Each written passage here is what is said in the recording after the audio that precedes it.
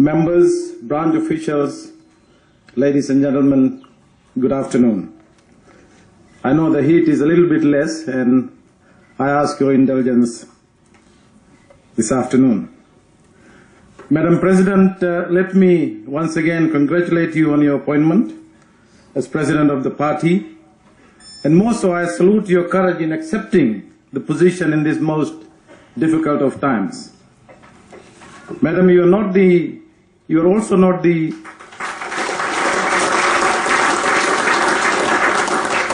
my heartfelt tribute and tremendous appreciation to the National Federation Party for its wisdom and farsightedness in taking this decision this morning. Madam, you have my unflinching support, loyalty, and best wishes in shouldering this great responsibility for taking this great party forward. I join the whole party and thousands of citizens of our country in expressing our profound thanks to the outgoing President, Mr. Raman Pratap Singh. Mr. Raman Singh has led and steered our party in difficult times. You have, through service and commitment, strengthened our party. You have displayed that unflinching spirit of service that has been a hallmark for all our leaders past. This includes your late father, Mr. Ramjyoti Singh, our member from my own home constituency in the 1970s. Thank you, and Binaka Vakalevu, Mr. Singh. Ladies and gentlemen, I do not underestimate what lies ahead of us. With much humility, a clear understanding about the scale of responsibility and excitement, I have accepted the National Federation Party's appointment as its leader. The weight of history, I am aware, is heavy. Expectations are large. I am accepting a post previously held by some of the finest political leaders in our country. Mr. Jairam Reddy, Mr. Harish Sharma, the formidable A.D. Patel, late Mr. S.M. Koya, people from whom I and so many others draw such inspiration. On behalf of thousands of our supporters and Fiji citizens yearning for restoration of our democracy, I thank all those individuals in our recent leadership team who have steered our ship through stormy waters. Raman Singh, Attar Singh, Pramod Rai, Prem Singh, Bala Das, James Raman, Pramod Chand, Kamal Iyer, and many hard-working branch officials throughout the country.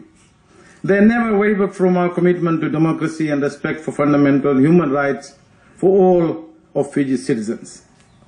Many of our prominent leaders are not on the stage today because of an unjust and undemocratic decree that prohibits trade union leaders from holding political positions. The NFP, since its birth 50 years ago, championed the universal freedoms of equality. We championed this in our good days when we were well represented in Parliament. We have championed these values when we were not represented in Parliament. This is not fed for our party. It is not a fashion statement to get for media sound bites. This belief in fundamental rights and freedoms defines who we are. Our country will make irreversible social and economic progress when our citizens are free. The organizations, including trade unions they belong to, are not free. The media they depend on are not free. Let me repeat that. The media they depend on are not free. We have fought these rights in 1950s, 1960s, after the coups of 1987, after the upheavals of 2000, and after the coup of 2006. We will continue fighting to restore our freedoms. Fighting for these freedoms is actually in our DNA. We therefore call upon government to rescind the political party's decree. In fact, yesterday they strengthened it. They make it an offense for trade union leaders to attend a convention like this. And today, brothers Attar Singh and Pramod Rai are not here because of that amendment to the political party decree, which is so essential. The removal of this decree is so essential to creating a level playing field for a free and fair election. Our citizens need these answers. from this government. They need to know what differentiates and defines the parties. It is a choice between continued prohibitions on their rights and freedoms or openness and restoration of individual freedoms. Let me say very clearly and unequivocally that come September of this year, these absurd and so fundamentally unjust decrees will go. We will make it a priority of the NFP to restore fully all political, labor and human rights for all Fijians. Ladies and gentlemen, as an academic, I am aware that it is easy to criticize government policies from outside. And I've done that for many years, and many governments in the past have disliked me for that. The business of governing is complicated. Difficult balances are needed when making policies. My work as an academic has also been firmly rooted in the lives of our citizens. And I know that good policies are those that begin from people, that respond to their needs, and that are capable of being implemented by government. Bad policies are those that begin from the need of governments to remain in power, or are incapable of being implemented or derived from the arrogance of the powerful that only they know what is best for our people. Growing up, I watched the arrogance of governments in my rice farming Tuketi community in Vanuatu. Successive governments failed my family and its effort to lift itself out of poverty through rice farming. Not because governments were ill-meaning, but they could not get something very simple right. Our people know what is best for them. They need the support of the government. They do not need the government to be against their efforts to lift themselves out of poverty. Growing up as a young adult in an uncertain cool times, when my national identity was questioned, my religious convictions were challenged, I could in despair have also packed up and left this country. Ladies and gentlemen, I did not. My upbringing has taught me virtues of truth, righteousness. It has also taught me that the way to those is often tortured. Politics to me is an extension of those values. Through slow and deliberate collective action, seeking the path of truth, righteousness, and on this journey, solving problems in national life. As an academic, I have also observed that those in government can lose track of what the people need. They are driven by motivations of self-preservation rather than lasting goods to lives of our people. There is a dictum that captures this. I know all, and what I don't know does not exist. And I think many of you have also seen examples of this attitude in our country over the last several years. We are at a defining point in our history. Without doubt, we need a break from the past. Fiji needs leaders who can energize and bring people together, who will bring new passion and fresh perspectives to begin to use politics for the long-term good rather than the short-term goal of self-preservation. Ladies and gentlemen, we've heard that we had a turbulent history since 1987. Consistent political instability has harmed the social, political and economic fabric of our country. This political instability has been caused by the military's intervention in the political development through its support for the coups. The 2006 coup continued with the tradition of military intervention in our political life.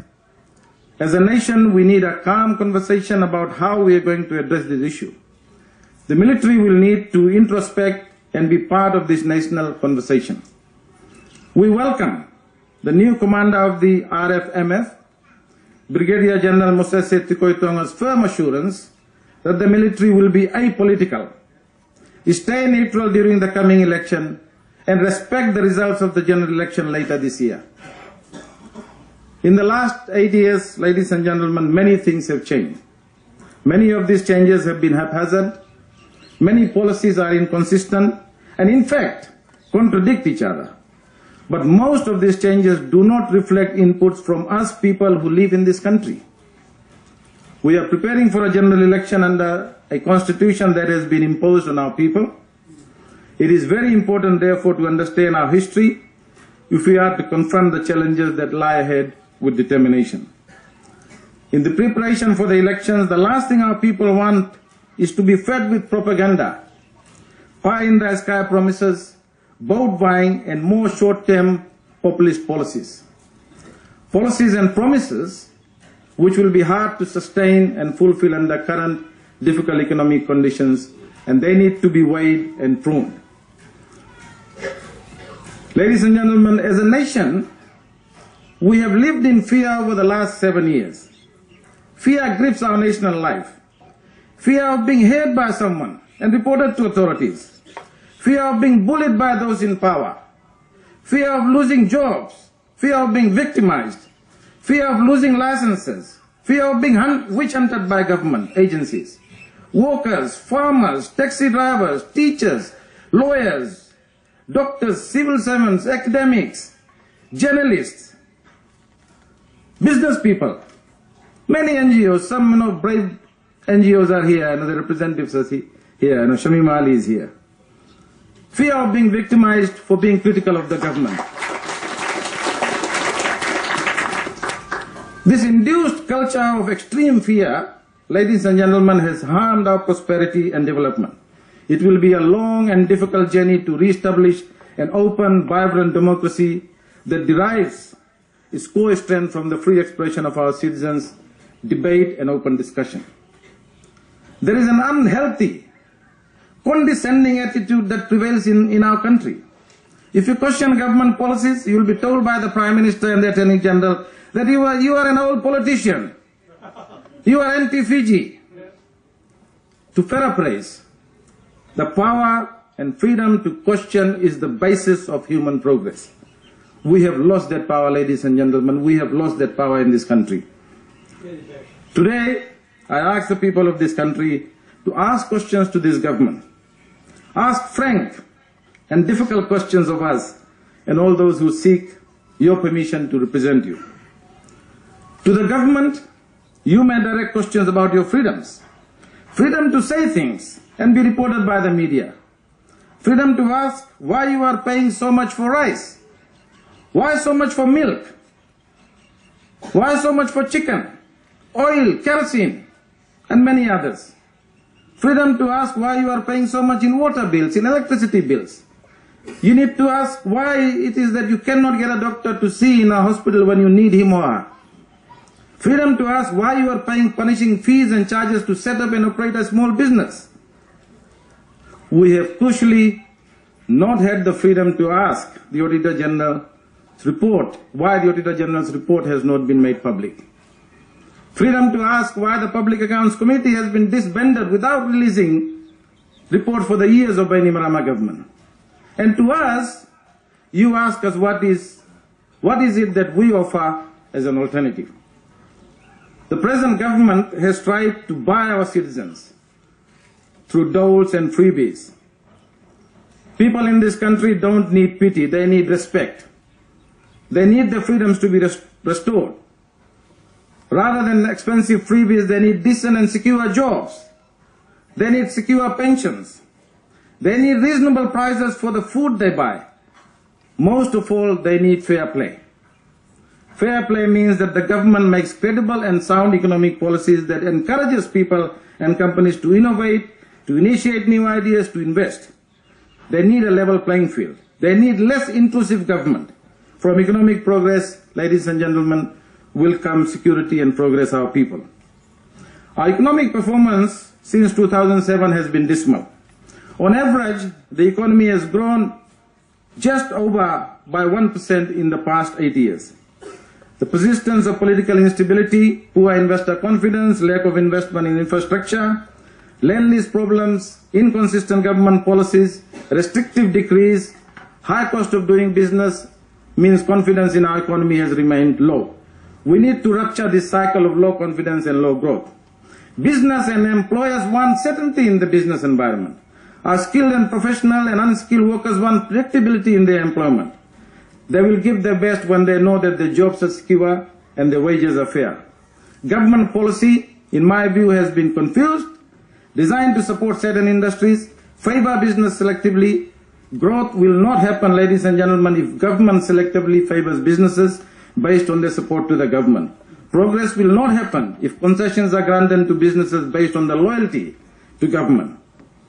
It is possible in an open and free environment with a fair and credible business policy regime to position Fiji on a high growth path well in excess of 6% per annum. This is our ambition within 2 years of the party in government.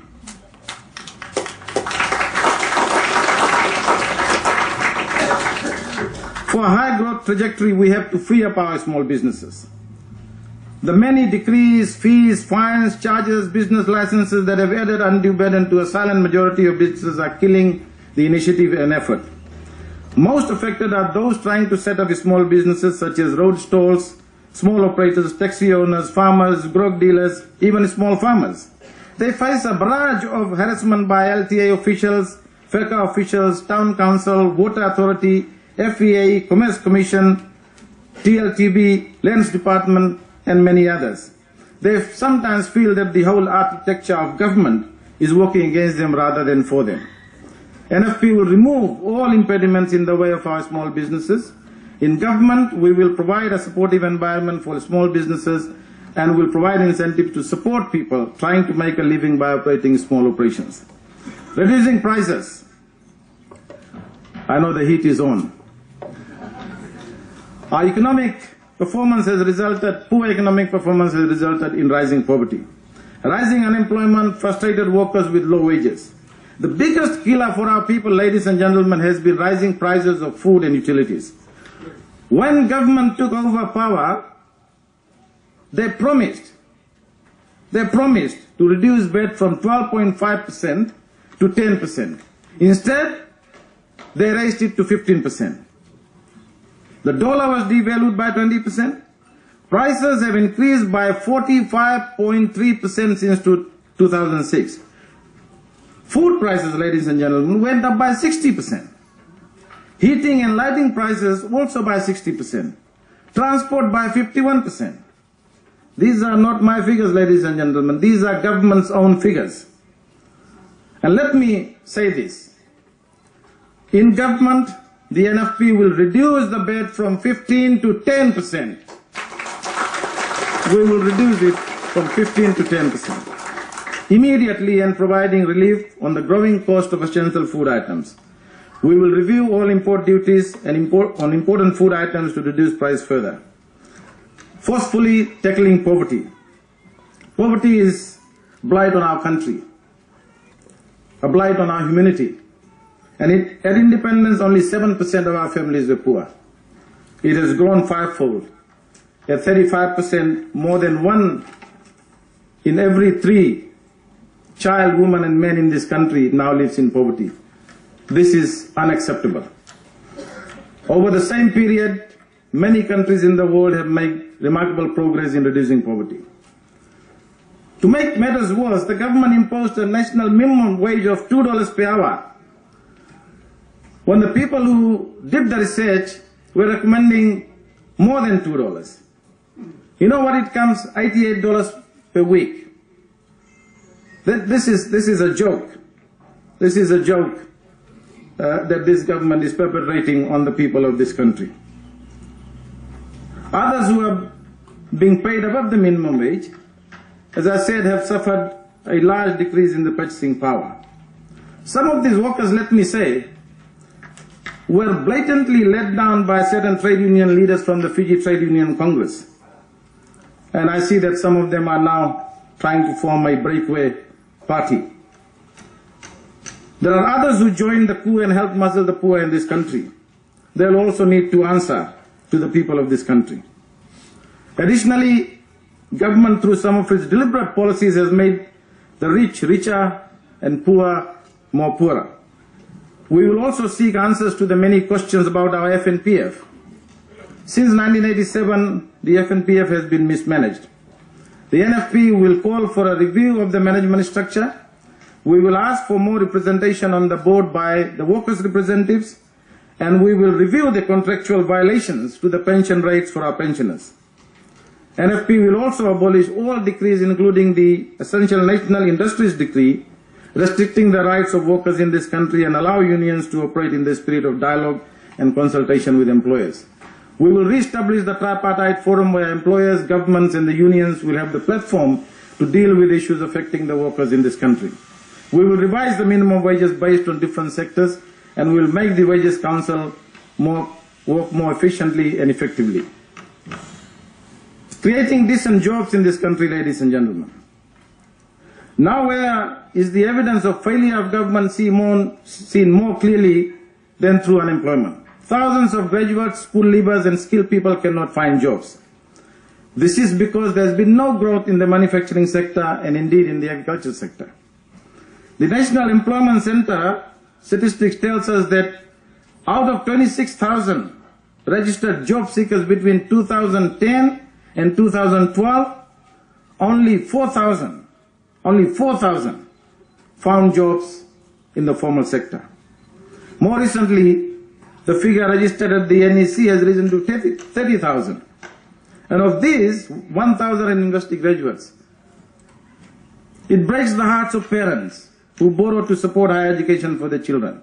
When they see them out of work on completion of their studies, it breaks the heart of the youth who work relentlessly to complete their higher education, then rather than have a decent job, find themselves jobless. This pain is being played out in many of our families every day, ladies and gentlemen.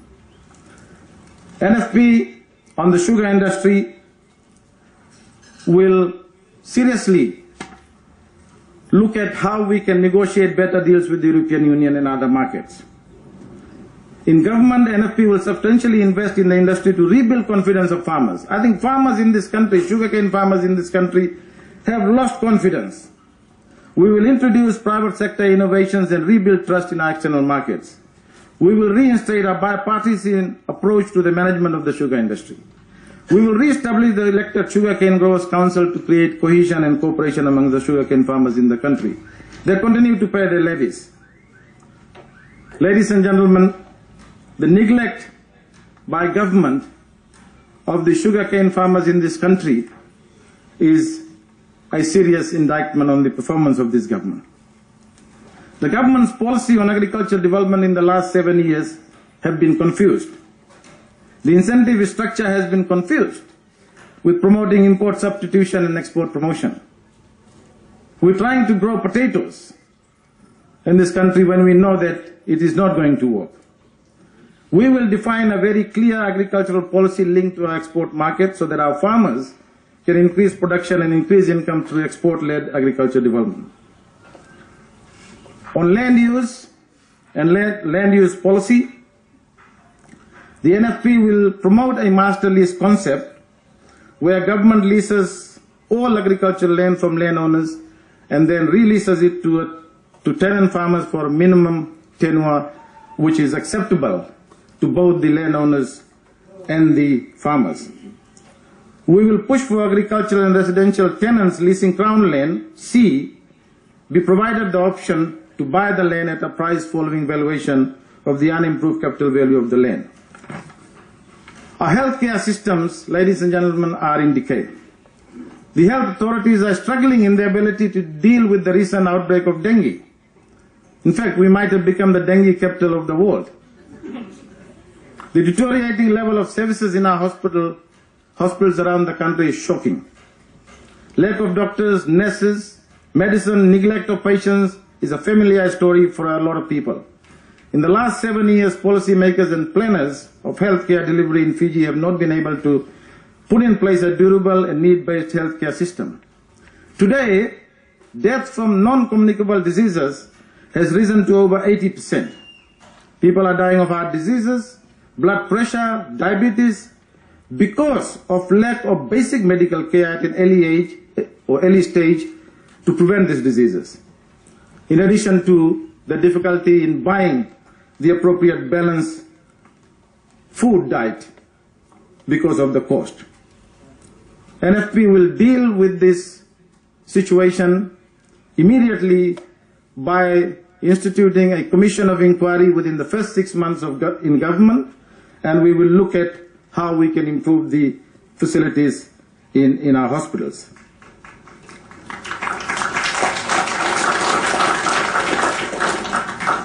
Education, ladies and gentlemen.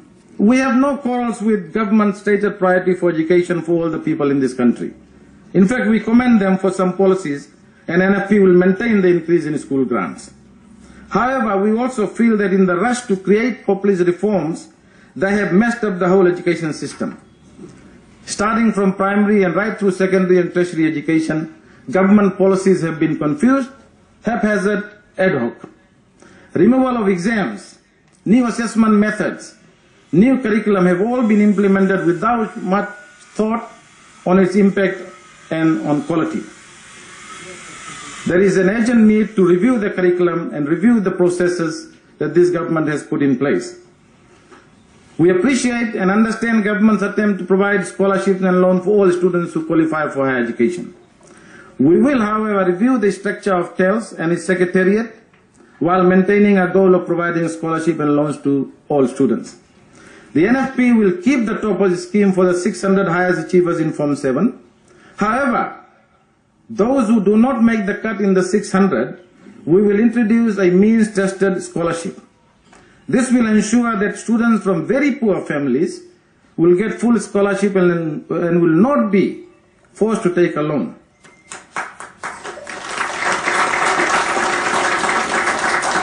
We will also convert all loans in 2014 to means-tested scholarship for those who meet the criteria.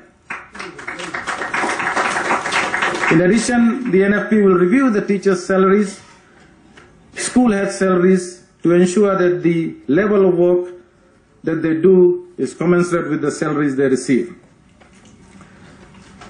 Delivering services, ladies and gentlemen, when the coup happened in 2006, we were promised fair and equal treatment in many things, including the civil service appointments.